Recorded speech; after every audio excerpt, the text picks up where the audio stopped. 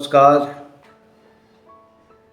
आप सब लोगों की हमारी ये वीडियो में स्वागत है।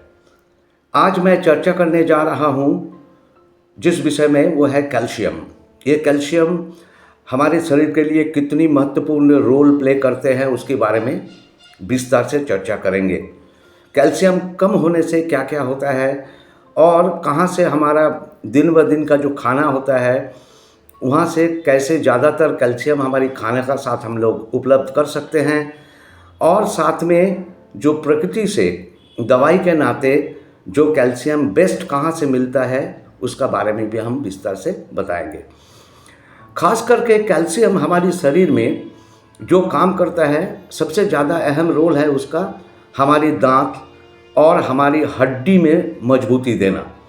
हमारी कंकाल को मजबूत करता है ये कैल्शियम। कैल्शियम का कमी होने से हड्डी कमज़ोर हो जाते हैं और मामूली सा भी धक्का पहुंचते हैं तो हड्डी टूटने का संभावना रह जाते हैं। हमारे शरीर में जो मसल्स है वो मसल्स का जो संकुचन या प्रसारण होते हैं उसके लिए भी कैल्शियम एक अहम रोल प्ले करते हैं।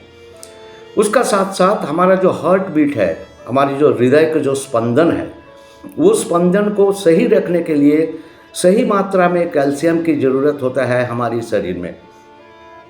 शरीर का कोई हिस्सा अगर कट जाते हैं, खून निकालते हैं, तो वो खून बंद करने के लिए, जिसको कोएगुलेशन मैकेनिज्म बोलते हैं, वो कोएगुलेशन मैकेनिज्म में कैल्शियम का एक बहुत बड़ा रोल है।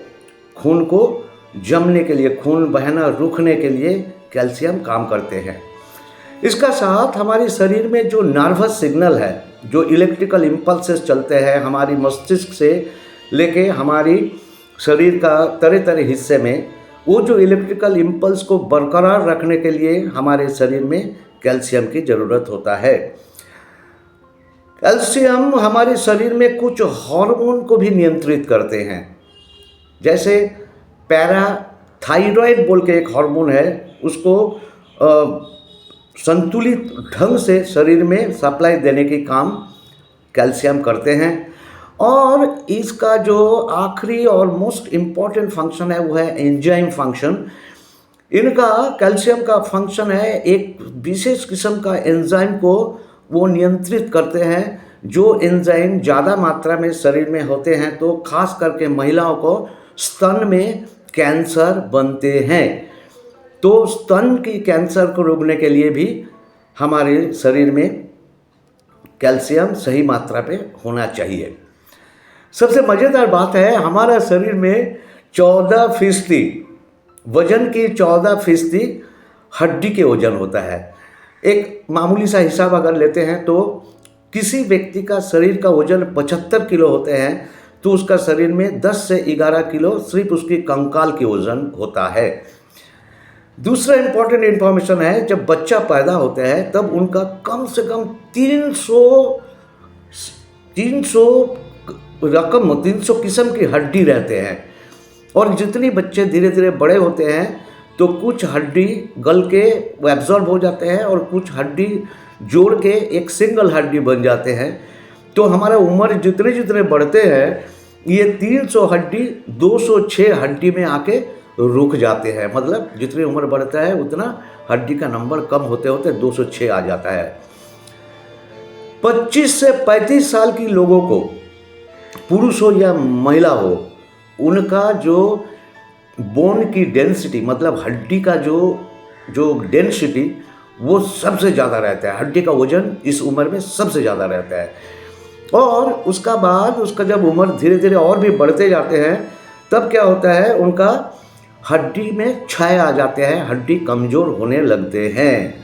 और ये हड्डी का जो घनत्व, जो कमजोरी, ये जितने कम होता जाएगा इतनी हमारा दांत में क्षय होगा। ठीक है, उसका साथ साथ हमारा बोन और जॉइंट में, हड्डी का जोड़ में तरह तरह की समस्याएं होगी। हमारा जो घुटने का बीमारी जो होता है ज़्यादातर लोगों को, जिसको हम लोग कहते हैं डिजेनरेटिव आर्थराइटिस, ये भी दिखाई देते हैं। महिला लोगों को खास करके ऑस्टियोपोरोसिस बोल के एक डिजीज़ होता है, मतलब हड्डी में छोटा छोटा छेद बन जाता है, पोर्स बन जाते हैं और ये होता है खास करके महिलाओं के जब मासिक बंद हो जाते हैं, मेनोपॉजल सिंड्रोम में ये ऑस्टियोपोरोसिस होता है, हड्डी बहुत कमज़ोर होने लगते हैं। और उसका साथ साथ और एक बीमारी है, उसका नाम है ऑस्टियोमैलासिया।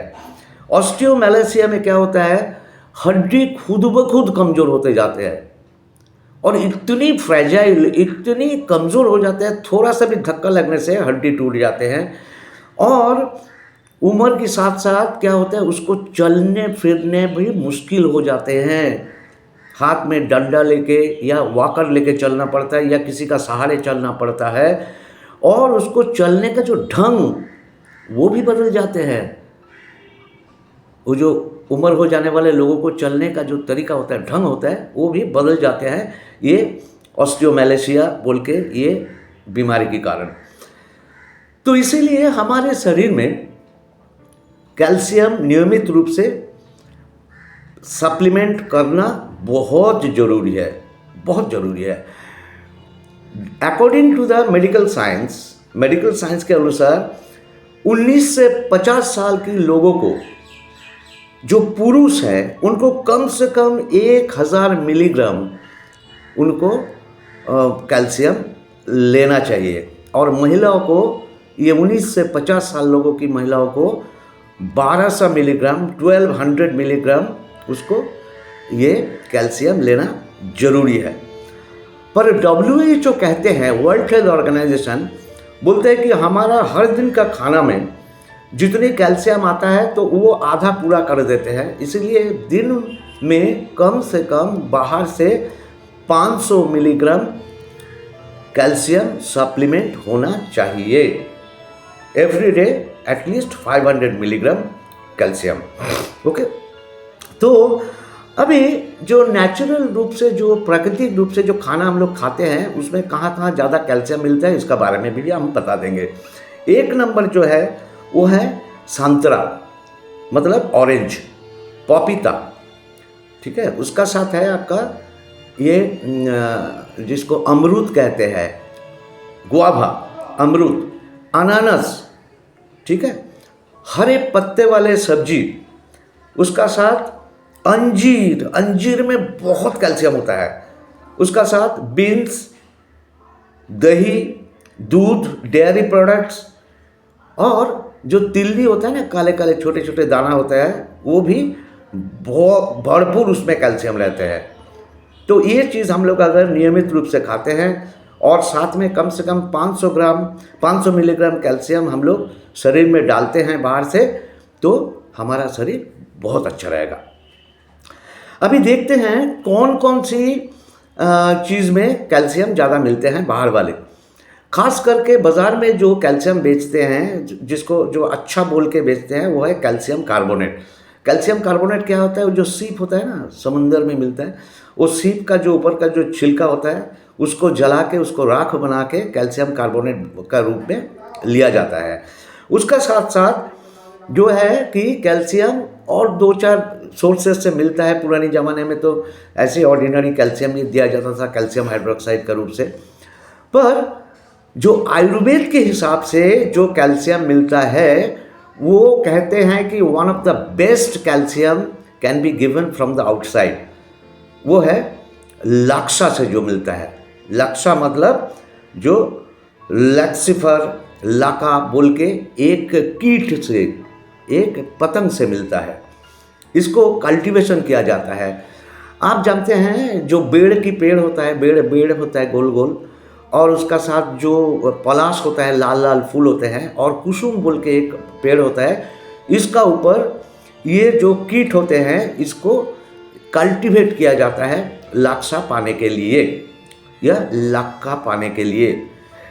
ये लक्षा जो है, ये है लाल किस्म की, एक प्यूरिफाई करने के बाद मिलते हैं, और ये उच्च ज्वलनशील पदार्थ है, हाईली इन्फ्लेमेबल। आप जानते हैं पुराने ज़माने में जो ग्रामाफोन रिकॉर्ड होते थे, ग्रामाफोन का जो गाना बजते थे, रिकॉर्ड्स, ये गाला से बनते थे। गाला से बच्चे लोगों का खिलौना बनते थे। अभी भी ये गाला, मतलब ये लखा से क्या बनता है, वो जो जेवर बनते हैं, जेवर के पीछे में इसको मजबूत करने के लिए इसको ठोस दिए जाते हैं और बैंगल्स भी बनते हैं, डिज़ाइन बैंगल्स भी बनते हैं, राइट। ये लक्षा इतनी उच्च ज्वलनशील एक पदार्थ है, महाभारत में भी इसका उल्लेख है। आप जानते हैं पांडव लोग जब अज्ञातवास में गए थे तब उनके लिए, उनको जला के मारने के लिए ये लाका गृह या यतु गृह बनाया गया था, जो ये लाका से बनाया गया था, राइट। वो आग लगने से फट से जल जाता है, वो लोग निकालने का पहले ही जल के मर जाएगा, इसीलिए, है ना। उसका साथ साथ और भी एक इंग्रेडिएंट है, उपादान है, उसका नाम है हाड़जोड़ पेड़। हाड़जोड़ पेड़ मतलब अस्थि समाहार बोलते हैं उसको आयुर्वेद की भाषा में। हाड़जोड़ पेड़ में भी बहुत ये रहता है, कैल्शियम का सप्लाई रहता है। इसका साथ अर्जुन रहता है, अर्जुन भी एक अच्छा कैल्शियम का रिजर्वर है। जैसे अश्वगंधा भी है, अश्वगंधा भी एक अच्छा कैल्शियम रिजर्वर है।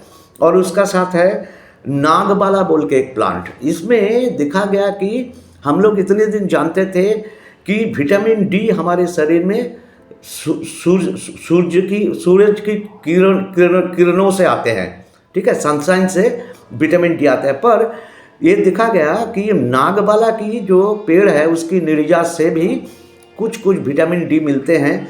और विटामिन डी इसलिए ज़रूरी है कि हम सिर्फ कैल्शियम डालेंगे तो इसमें ये कैल्शियम हमारा शरीर ये एक्सेप्ट नहीं करेगा।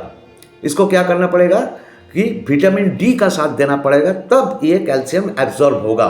इसीलिए नागबाला भी इसका साथ जोड़ा गया है। और साथ में है क्या, शुद्ध गुग्गुल। इसको गुग्गुल का रूप में अंतिम रूप देने के लिए या लाक्षादि गुग्गुल बनाने के लिए ये कहे जाते हैं कि खास करके जो जोड़ों की बीमारी होता है, जैसे स्पॉन्डिलोसिस जो गर्दन में होते हैं, हड्डी क्षय हो जाते हैं, सिर में चक्कर आते हैं, हाथ में दर्द होते हैं, ठीक है, वहाँ पे अगर ये कैल्शियम सपोर्ट जो हमारा है, मतलब ये लाक्षादि गुग्गुल के साथ बाकी जो चीज़ है, ये एक भयंकर कॉम्बिनेशन है, काम करता है। उसका साथ न्यूरो केयर बोल के एक कैप्सूल है, देना पड़ता है। इसका साथ साथ कमर की हड्डी को जब कमज़ोर हो जाते हैं और वहाँ से जो नर्व साइटिका पेन पाँव की तरफ से नीचे हिस्से तक जाते हैं, वहाँ पे भी भयंकर दर्द होता है, उसको साइटिका पेन कहते हैं। इसमें भी हमारा न्यूरो केयर के साथ ये कैल्शियम सपोर्ट देने से बहुत अच्छा फल मिलता है। घुटने का दर्द में जब हड्डी क्षय हो जाते हैं तब हमारी एक टैबलेट है ऑर्थो केयर बोल के। इसका बारे में बाद में हम अलग अलग वीडियो बनाएंगे आप लोगों की जानकारी के लिए। फिलहाल बता देते हैं कि ऑर्थो केयर के साथ अगर हम ये कैल्शियम सपोर्ट देते हैं तो घुटने की दर्द में एक अद्भुत परिणाम मिलते हैं। तो इसका कैसे इस्तेमाल किया जाता है, हमेशा या आपका ऑर्थो केयर के साथ या न्यूरो केयर के साथ इसको इस्तेमाल कर जाना चाहिए। तो आप अभी समझ सकते हैं कि कैल्शियम कितनी अहम चीज़ है। और अभी जाते जाते मैं आप लोगों को एक चिंता की एक छोटा सा जरिया आपका मस्तिष्क में डाल के जा रहा हूँ। आप जानते हैं पुरानी ज़माने में, मतलब हमारा 2-3 पीढ़ियाँ पहले, महिला लोग हर दिन 7-7, 8-8, 10-10 पान खाते थे और उसमें चूना भी डालते थे, ठीक है, कैल्शियम।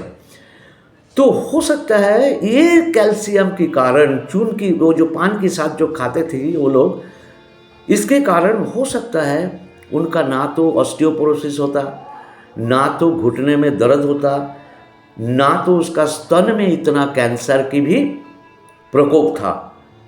तो शायद उस जमाने में पान खाना, शायद चूना देके जो पान खाते हैं कैल्शियम देके, शायद शरीर के लिए बहुत ही फायदेमंद है।